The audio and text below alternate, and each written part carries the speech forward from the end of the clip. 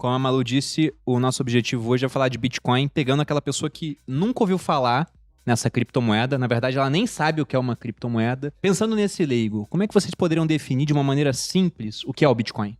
É uma moeda que ela não tem uma autoridade central que a emite e que ela tem uma quantidade finita em existência, que vai existir para sempre, só existirão 21 milhões dessa moeda. E o que é interessante nela é que ela já existe globalmente por natureza, então porque ela é a moeda nativa da internet e ninguém consegue censurar essa moeda. Ela é uma moeda que não há quem possa reverter uma transação uma vez ela feita, não há quem possa impedir uma transação de acontecer, não há quem possa forçar que uma transação aconteça sem o consentimento do proprietário daquela moeda. E isso nasceu como um projeto sem valor algum, né? Um experimento num grupo de criptógrafos e nerds, e por muito tempo ela não teve nenhum valor, até que um dia alguém começou a querer um pouco daquilo em troca de mercadoria. Foi a famosa transação das pizzas, né? O Pizza Day, né? Que até hoje é comemorado como Pizza Day, em que alguém deu 2 pizzas recebendo em troca 10 mil bitcoins, que hoje são eu alguns gosto muito bilhões de reais. quando fala assim, 10 mil bitcoins como se fosse nada, Isso né? foi- E não era na não época, era né? nada. Isso foi em maio de 2010, né? Foi uma pizza cara pra época, né? Não, naquela época 10 mil bitcoins compraram 2 pizzas, hoje comprariam todas as pizzarias do Brasil. Ou Acho que mais. dá pra levar algumas lojas que vendem lasanha ainda, ó. Pega pizza e a Não, lasanha. quanto vale Não, pegando hoje pelo um valor bitcoin? de hoje, e é quanto? que o Bitcoin é muito volátil, Muito mas volátil. apenas pra quem tá vendo esse episódio, e também é descentralizado, como o Jonatas falou, então não tem um preço base, né? Há vários, mas nesse momento estaria em torno de 337 mil reais. Um bitcoin. Um Bitcoin. Então faça isso vezes 10 mil e você vê o preço que foi pago naquela pizza naquela época, que foi Quase 4 bilhões de exorbitante, reais, né? né? Pois é, muito grande. Mas como é que surgiu esse negócio? Porque foi criado, é descentralizado, não tem um banco central por trás, e isso provoca até muita dúvida nas pessoas, porque desde sempre, entre aspas, a gente entende o dinheiro como sendo algo emitido por uma autoridade central, por um governante. Você pega as moedas dos romanos, tinha lá o rosto do imperador.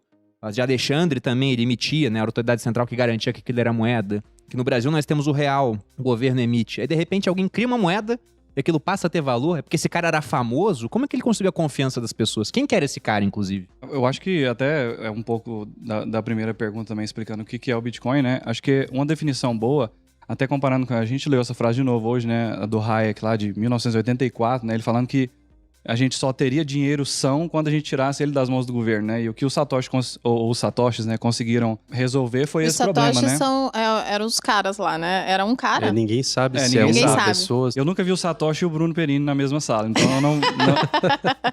Você nunca viu o Batman e eu na mesma sala também, então. Mas esse cara que criou, ninguém sabe quem era. Satoshi Nakamoto, que é o Isso. codinome que ele usava.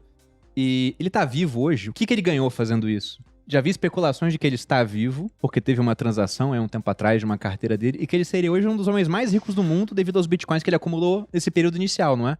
Pela análise forense dos dados do blockchain, porque todas as transações que já aconteceram, elas estão públicas, escritas num livro que qualquer um pode observar. Uhum. Né? Então, essas primeiras transações que aconteceram, dá para identificar a marca d'água, vamos dizer assim, das transações que foram do Satoshi, dos bitcoins que ele minerou. Porque ele usava um certo equipamento, a transação dele era produzida com uma certa variação. Então, estima-se que ele tenha 1 milhão de bitcoins, quem quer que ele seja, se ele Aí, ó, estiver 10 vivo, mil, né? melhorou agora, tá vendo? Agora nós estamos falando... Se 10 mil bitcoins eram quase 4 bilhões de reais, então ele tem 1 milhão de bitcoins? 1 milhão de bitcoins. Isso dá Ele é o uma quê? das pessoas mais ricas do 400 mundo já. bilhões de reais, é isso?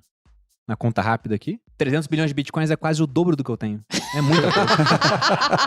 Tô brincando, tá, gente? Tô brincando. Receita Federal, tô brincando.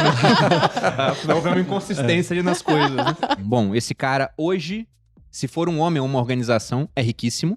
Só que esse dinheiro, ele é público, né? Porque a gente consegue ver as transações no que você chamou aqui de blockchain, que foi o termo criado aí nessa cadeia de blocos. E como que funciona isso? Porque muita gente argumenta, os detratores do Bitcoin, olha, não tem uma autoridade central por trás, isso seria uma coisa ruim pra muita gente. Tem privacidade, ninguém sabe de quem são as transações, mas ao mesmo tempo que ninguém sabe os envolvidos, é público. Como é que sabem que esse dinheiro é dele? Como é que funciona isso? Uma coisa sobre não ter uma autoridade central é que isso gera para você uma responsabilidade grande, porque agora você controla as suas moedas. E muita gente não quer ter controle, ele prefere deixar com o custodiante. A gente experimenta muito isso na corretora, a gente insiste pro pessoal, ó, usufrua o que a moeda tem para te oferecer, que é você estar no controle E do algumas seu pessoas patrimônio. insistem em deixar, né? Mas as pessoas não ouvem, elas preferem confiar na gente e deixar as moedas sob nossa custódia, e não existe necessidade para isso, né?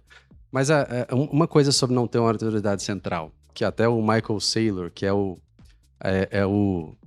CEO da MicroStrategy, que comprou $1,5 bilhão de Bitcoin, que hoje já estão falando perto de 5 bilhões. Provavelmente incentivou a Tesla a fazer o mesmo, né? Foi quem? De certa forma. Só mostrando, esse foi o primeiro cara, pelo menos grande assim, né, de uma empresa de tecnologia, que ele resolveu pegar parte do caixa da empresa, que ele tinha em dólares, e falar, vamos comprar Bitcoin.